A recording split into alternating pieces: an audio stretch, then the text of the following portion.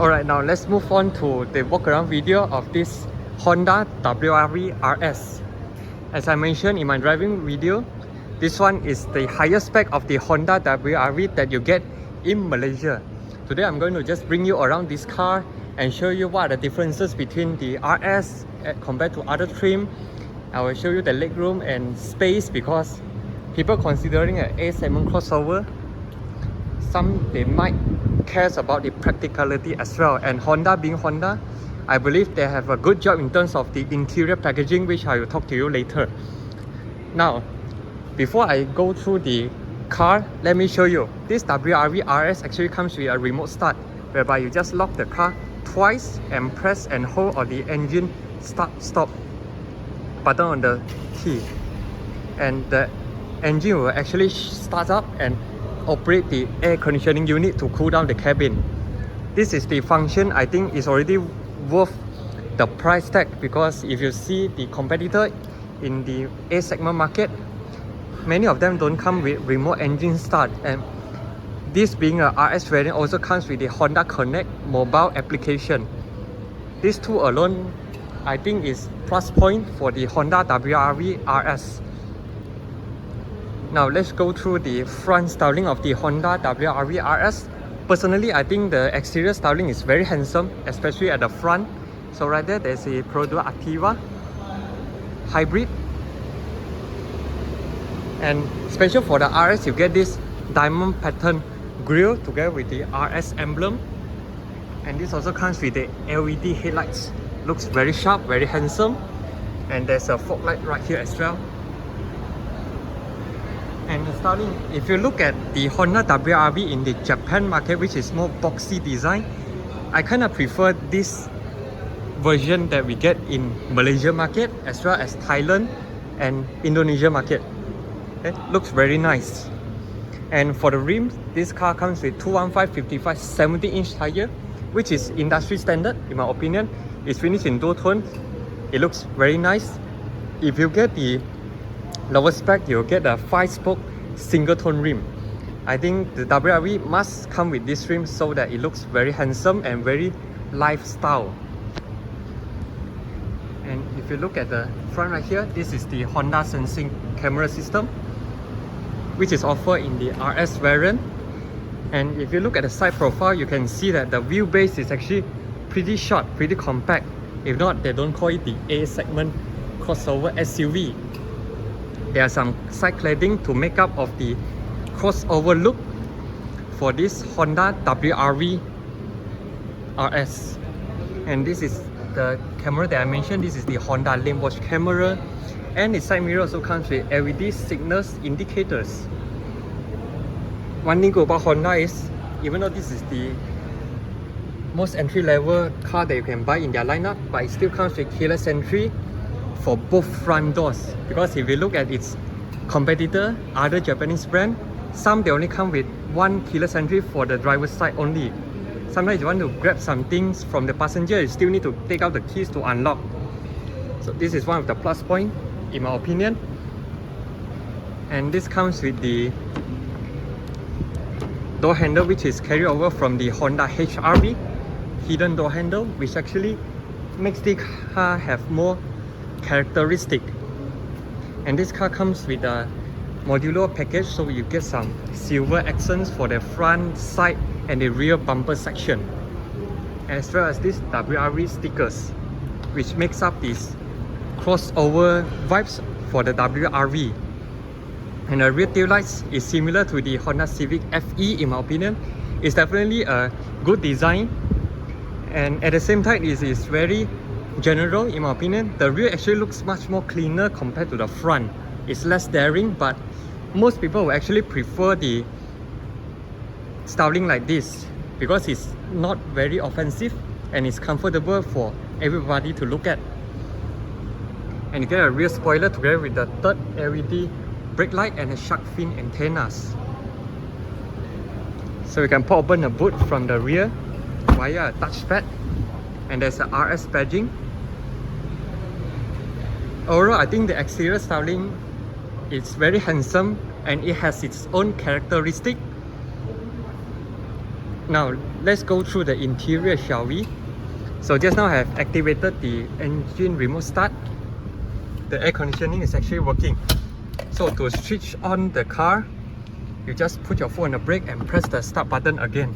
It will start up all the electronic in this car. Now let's close the door. So you get automatic windows for the driver's side only, pretty standard Honda. And you get central locking, side mirror adjustments. And standard for the RS, you get more speakers, including the tweeter right here. And you get 6 airbags, pretty nice. Sun visor right here gets a very big vanity mirror with a light. Interestingly, in the Honda CR-V, you get a sun visor without a light. But in the WR-V, you get a light. So this is rather interesting, and it's good that Honda did not cut costs on the sun visor section. Now let me lock the doors. And this is the button I mentioned just now to turn on and off the safety features. And this to turn off the traction control, and this is to adjust the headlight leveling. These are your push button starts. Signal stop is on the right, including automatic function. And as you can see, the middle cluster, even though it's finished in analog with digital, but I think the analog is done just right, and the needles are very slim as well. And to cycle between the information display right here, you can actually press enter right here. Press enter right here to switch between your trip A, trip B. Okay, to scroll between, you need to press the buttons right here, up and down. So right now it's showing your range, your average fuel consumption. Okay, customized display, clock and vehicle settings, safety supports. Rather simple, but it's definitely usable. There's a button right here as well. This is to adjust the brightness of the meters. Okay.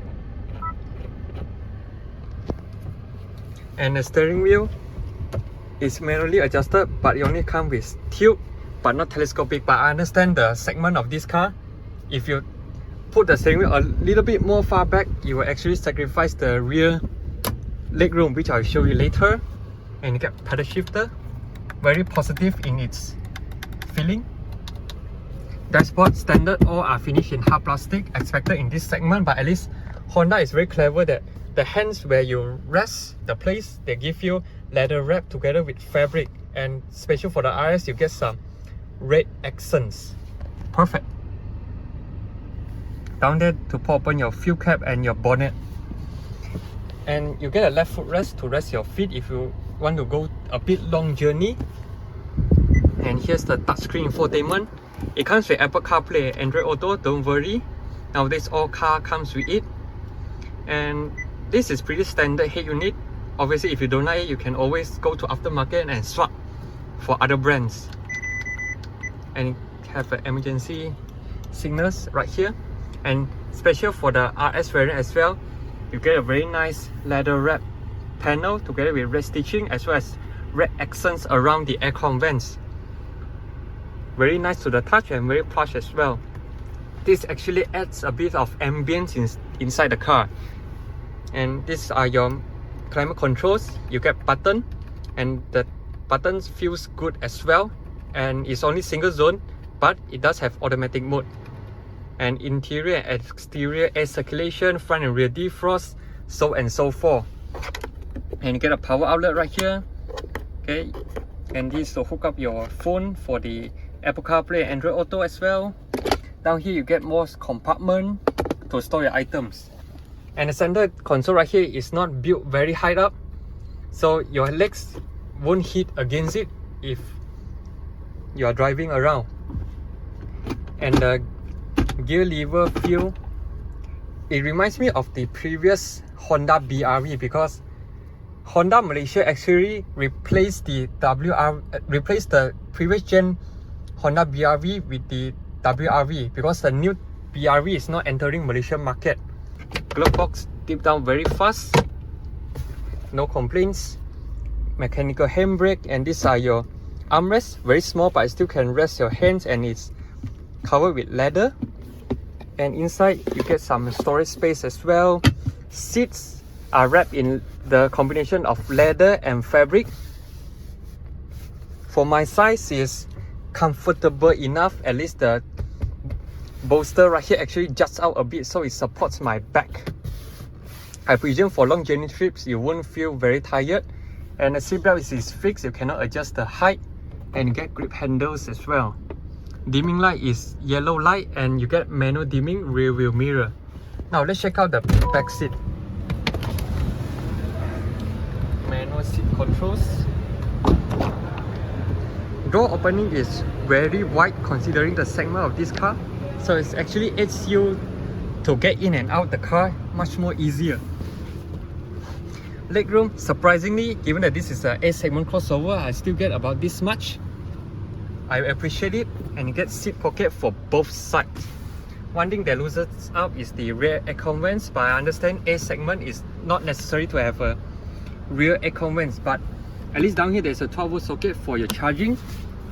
And this being an A segment, you still get a armrest but without the cup holders. The cup holder is mounted on the door cuts right here. Windows are not automatic, but it's powered. And Honda did not cut costs on the back door. They still give you the leather wrap armrest as well as some fabric inserts. Door handle is finished in silver.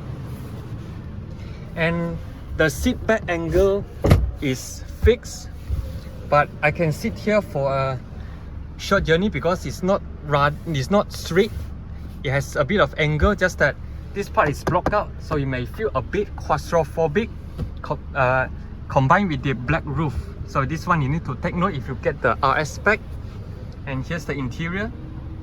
Pretty standard previous gen Honda interior, to be very honest, because it's not the most latest design coming from Honda Civic FE, HRV, CRV, so and so forth. Seat bench is rather short length. Because of the segment of this car, you still get ISOFIX for the outer two seats. Now let's go through the boot as well. Obviously don't have power boot. Boot space is adequate enough for your daily usage, and you get a reading light right here. And let me open up the tray. Down here you get a space saver spare tire and some repair kit. Okay, rather complete. And one thing you need to take note, because as you can see, the C pillar of the WRV is actually very huge. So they actually save on the cost of making the partial shelf. Maybe you can tint the rear window to 100% dark so nobody can see the items that you put from the boot. Here you still get some utility hook for both sides to hook your tapao items. Tailgate is very easy to close because it's not very big. Now this marks my walk around video of this Honda WRV RS. If you have any comments regarding to this car, do comment down below and let me know. And do let me know also whether you are willing to pay for the price to get the Honda WRV or not. And be sure to subscribe, like and share my video if you like my walk around series. I will see you in my next video. Cheers!